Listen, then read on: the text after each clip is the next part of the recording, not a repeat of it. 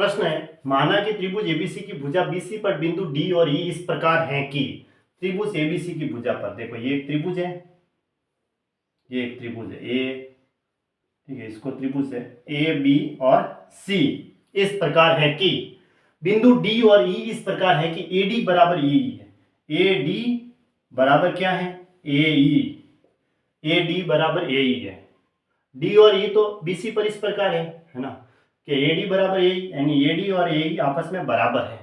कौन B A D बराबर कौन ई ए सी, देखो कौन बी ए डी यानी कि ये वाला कौन बराबर कौन ई ए सी, ये बीच में वाला कौन लेना है ई ए सी, यानी कि ई ए सी, तो ये वाला कौन दोनों क्या आपस में बराबर है। अब ए बी की वैल्यू दे रखी है, ए बी कितनी दे रखी है 3x+1 दे रखी है, और बी डी बराबर दे रखी है 9 सेमी, उसके बाद ए सी की वैल्यू दे रखी है 34 सेमी, और इसी बराबर दे रखी है y+1 सेमी। तो x+y का मान बताना है, ठीक है।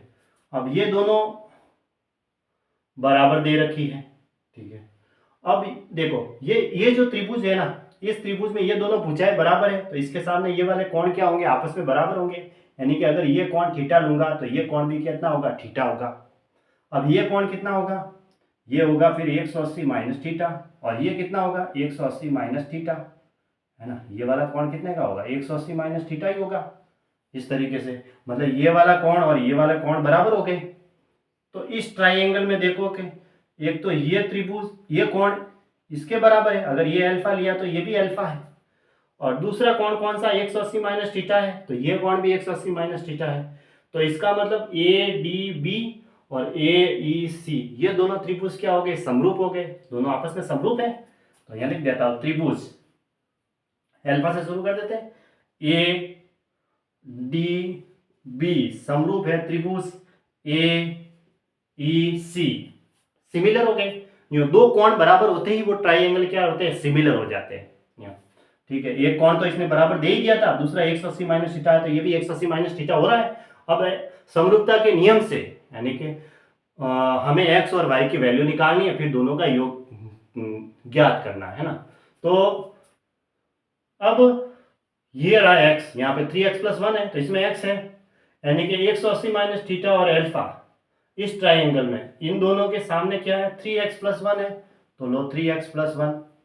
फिर उसी तरह इसमें भी इन दोनों एंगल के सामने वाली लेनी है, ये है इस एंगल और ये एंगल, इसके सामने क्या है 34 है, ये लो 34 बराबर क्या होगा, बराबर है देखो इसकी भुजा है ये अल्फा और ये 180 माइनस थीटा है, अल्फा और 180 माइनस थीटा है, इसके बीच की भुजा क्या है AD है, और इसमें क्या है AE है। तो ऐसे लिख सकते हैं AD बटा AE।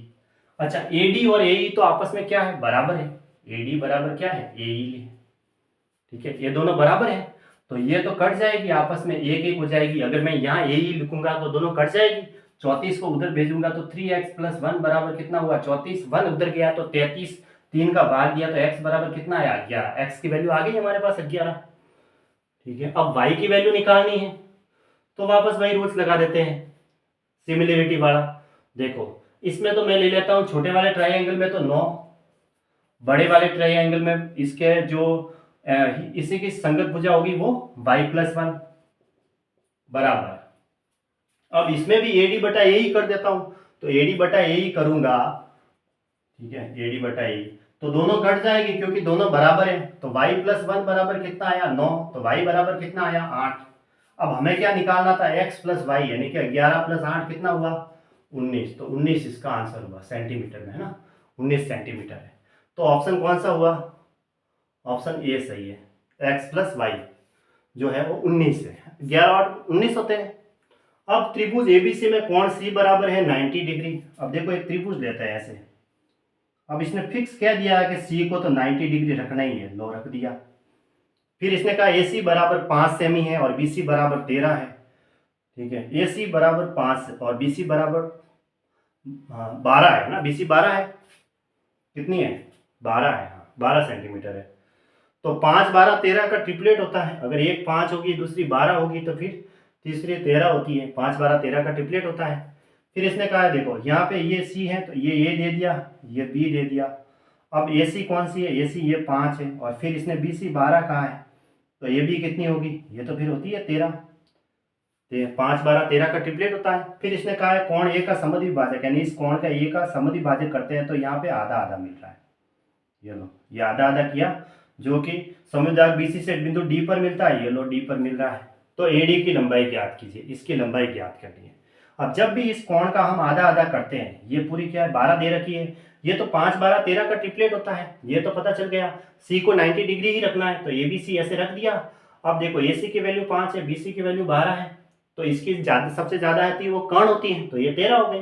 ये 90 के सामने सबसे बड़ी भुजा होती है, 90 डिग्री के सामने जो कर्ण है, 5 12 13 का ट्रिपलेट। अब हमें ये देखो इस कोण का आधा आधा किया है, तो हम क्या रूल्स लगाते हैं, इसका बटा ये अनुपात बराबर हो सकता है ये बटा ये, ऐसे लगाते हैं। तो अब इस अनुपात को मैं ए और बी में डिवाइड कर देता हूँ ऐसे, तो ऐसे लिख सकता हूँ 5 बटा ए बराबर 13 बटा बी, क्योंकि हमारा रूल्स है कि इस कोण को इसने आधा करते हुए यहाँ पे मिलाया है, तो इसका बटा ये अनुपात बराबर ये बटा ये, इसको बी ले लिया और इसको ए ले लिया, क्योंकि पूरी कितने दे रखी है, ए प्लस बी 12 दे रखी है। अब देखो 13a बराबर कितना है 5b। अब मैं a और b का अनुपात लेना चाहूँ तो a की वैल्यू तो b का गुणांक 5 और b की वैल्यू a का गुणांक 13। अब देखो दोनों का योग 12 दे रखा है, यानी 13 और 5 18 का योग कितना है 12 है, तो 1 की वैल्यू कितनी होगी 6 3 18 4 3 12 2 दूनी 4 3 दूनी 6, तो 1 की वैल्यू हो गई 2 बटा 3। अब हम किसकी निकाल सकते हैं, 5 की वैल्यू निकालो मैं, तो 5 की वैल्यू कितनी होगी 5 दूनी 10 बटा 3, तो इसका मतलब ये आ गई 10 बटा 3। कौन सी, ये वाली जो आई है वो आ गई 10 बटा 3। ये 10 बटा 3 आई, ये 5 है, तो अब मैं एडी निकाल सकता हूँ। एडी का स्क्वायर यानी कर्ण स्क्वायर बराबर आधार स्क्वायर प्लस लंब स्क्वायर, तो एडी का स्क्वायर बराबर 5 का स्क्वायर 25, 10 का स्क्वायर तो 100 और 3 का स्क्वायर 9। 9 को 25 से गुणा करूंगा तो मैं देखो 10 से गुणा करते हैं 250 हो जाता है, 9 से गुणा करेंगे 225, 225 में 100 जोड़ेंगे तो 325 हो गया, यानी एडी स्क्वायर बराबर कितना हुआ 325 बटा 9।